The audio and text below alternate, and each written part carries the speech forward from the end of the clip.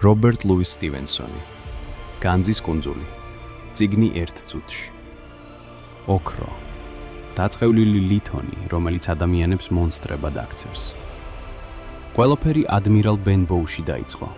ბილი ბონსმა დატოვა რუქა და ეს არ არის გზა სიმდიდრისკენ, ეს გზაა ჯოჯოხეთისკენ. გემი ისპანიოლა მიცურავს, მაგრამ ტრიუმფში ღალატი მწიფდება. ჯიმ ჰოკინსი მალე ხვდება, რომ ღიმილი დანაზე უფრო ბასრია. გაიცანით ჯონ სილვერი, ცალფეხა მზარეული. დღისით კეთილი მეგობარი, ღამით ცივსისხლიანი მკვლელი. 15 კაცი მკვდარი კაცის სკიურზე. აჯანყება იწყება. გემბანი სისხლით იღებება. აქ მეგობრობა არ არსებობს. თავად კუნძულით 64 კი არა, ციებ ცხელებით სავსე სასაფლაოა. ჯუნგლებში შეშლილი ბენგანია.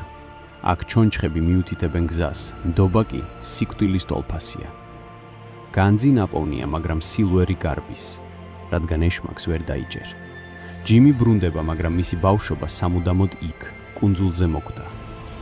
განძის კუნძული, ეს არის სასტიკი გაკვეთილი იმაზე, რომ ყველა ოქროს მონეტას მეორე მხარე აქვს და ამ მხარეს სისხლი ქვია.